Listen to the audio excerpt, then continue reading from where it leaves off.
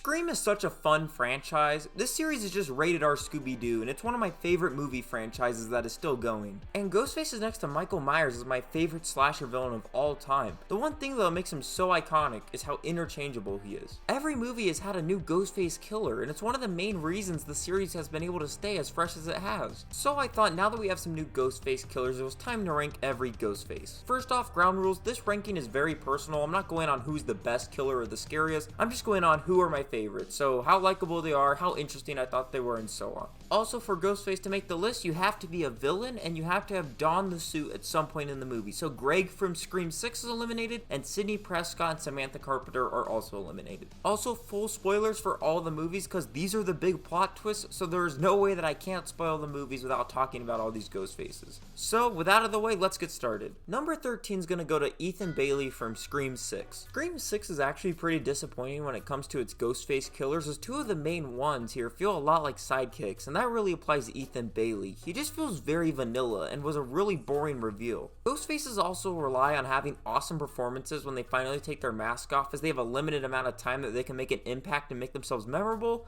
But the actor didn't really elevate his material, and this guy is just the plain white bread of Ghostface killers. He is easily the least memorable Ghostface and was a pretty boring addition. Number 12 is going to go to Quinn Bailey from Scream 6 as well, and that's because she, just like Ethan, feel like the only two Ghostfaces in this entire franchise that feel like henchmen. And that's why those two end up on the bottom of the list. Quinn, though, on her own is fine. She has more personality than Ethan, so that gets her a little higher up on this list just due to how she's more interesting to watch at the end. But once again, she's just a really boring addition to all the Ghostface killers. And the only reason that she and Ethan are in this movie is to make the other Ghostface killer in this movie even cooler and prop him up even more. And in that extent, they actually work pretty well, but on their own, these are not interesting Ghostface killers. Number 11. Alright, we have our first Ghostface from the original trilogy, and that's going to go to Roman Bridger, the Ghostface from Scream 3. And what makes Roman unique is that he's the only Ghostface killer to be completely on his own. Every other Ghostface has at least had a partner, but not good old Roman. And that should make him a really unique Ghostface, but I have a really strange problem with him that I only have with one other Ghostface. I don't buy for a second that Roman was in that suit the entire movie. Like, this lanky dude running around as Ghostface? Yeah, give me a break. There's no way. Roman is somewhat memorable due to his really clunky backstory that kind of works, but really is just confusing. But, you know, it would be a lot cooler if he doesn't say, I'm a film director. I direct things. Like, that's not scary. The second he said that, you just instantly are pulled out. Because no director on the planet is scary.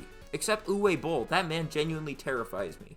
Number 10 goes to Debbie Loomis from Scream 2. Once again, she's down this low because I do not buy for a second that she is in this Ghostface costume. Like this old woman, there's no way that she's chasing people. That said, she has a pretty cool connection to Billy Loomis, so that puts her higher up on this list just due to how interesting her reveal is. But other than that, a pretty boring Ghostface. Number 9 is going to Jason Carvey. He's barely in Scream 6's Ghostface, but he's a very interesting one. He's interesting due to being the only Ghostface to ever be murdered by another Ghostface. Wait.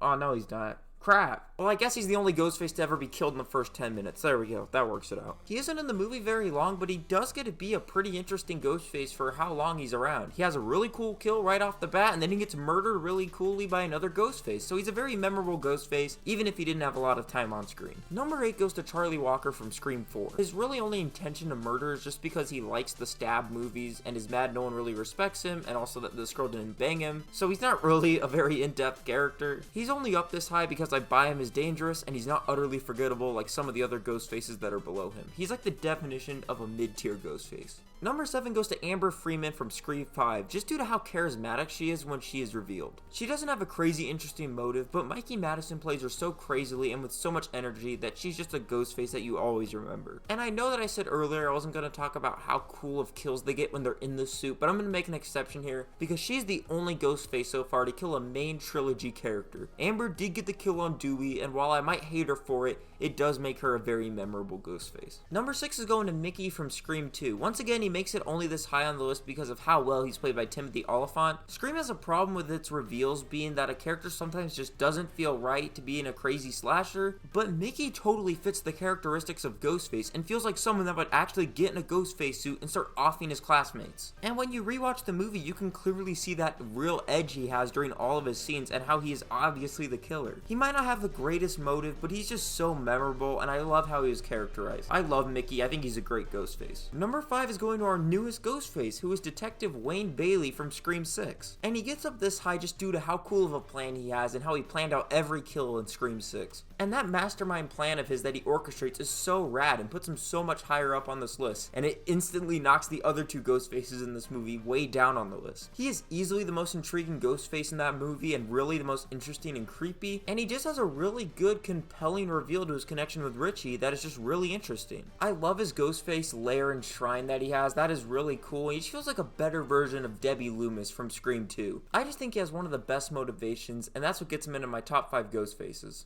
And he's also in that iconic shop scene. So yeah, he's easily a top 5 Ghostface. Number 4 though is going to go to Detective Wayne Bailey's son, Richie Kirsch from Scream 5. And he's this high up because he is so interesting. The fact that the movie is a meta commentary on legacy sequels, and the main villain is a Ghostface that hates where the franchise is heading, it's just so many layers of stupid that I just respect that they went there. Also, him basically being a Last Jedi hater, but for the Stab franchise, just makes him so memorable, and Jack Quaid is just so great as this chaotic nerd. Richie is just an awesome Ghostface. He might not be the most in-depth killer ever, but he is just so memorable and so fun that you just can't help but love him as Ghostface. Getting the bronze medal for Ghostface is going to go to Jill Roberts from Scream 4. And Jill has a genuinely great Ghostface reveal that completely caught me off guard. Most of the Ghostfaces I have been able to predict, but this one just completely came out of left field. Jill is easily the smartest Ghostface there has been, and her cunning plan is just as smart as it is terrifying. The entire scene of her injuring herself and getting away puts her in the top 3, as I actually thought for a moment that maybe they weren't going to catch her and she might be the only Ghostface to get away with her plan. And the fact that I was able to buy that for a second is just awesome. Jill is a great Ghostface and easily deserves her spot in the top 3, but I just can't put her any higher as I just love the top 2 even more. Number 2 is Stu Macher from Scream. I don't know if Matthew Lillard is giving a good performance in this movie, but it is so fun that I don't even care. Every line he says is just gold as he chews every scene that he is in. He's genuinely creepy and feels completely unstable while also being so funny. I just think he is so fun as Ghostface and an absolute great counterpart to Billy. His chaotic, fun energy completely balances with Billy's completely dark energy to make just a great duo. He is just so fun that you just wish he made it, and you know what? I think he did. I'm one of those people that still thinks he is alive. I don't think that TV killed him, and honestly, I was holding out hope in Scream 6 that he was going to be the killer, but nope, it was those two bums. Anyways, I love Stu. He is great. I hope he comes back as Ghostface in one of the sequels, because that would give me so much life. But number 1, to no one's surprise, is Billy Loomis. The first time I saw Scream, this reveal of him was actually shocking, and you completely buy that Billy is Ghostface. The physicality, the menace, the absolute insanity of his plan and why he is killing. He is easily the most memorable Ghostface, and he's one of the most iconic horror villains that has ever been put to screen. I think Ghostface would not have been remembered as a horror icon if it hadn't been for Billy Loomis and how menacing and charismatic of a killer he was after the mask came off. His character is so good that he elevated Ghostface to a standard that I don't think any other character taking up the mantle will surpass. Unless they bring back Stu, baby, come on now. But still, Billy is easily the best Ghostface, and just like Sydney said,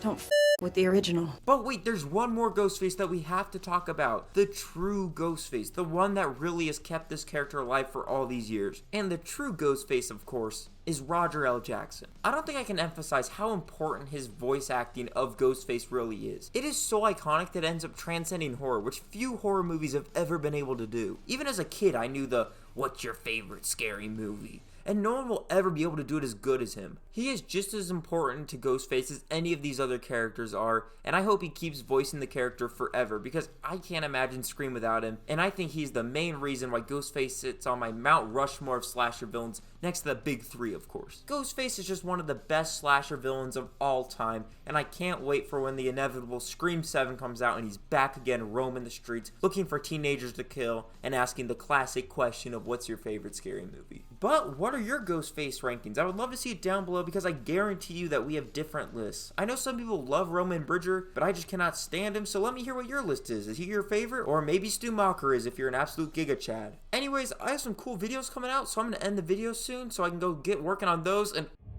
Hello, audience. What is the number 1 rule of any Scream film? Shout it out. Come on, I'm waiting. Wrong! It's never reveal the ending once you've seen the film. We take spoilers seriously. No. Seriously.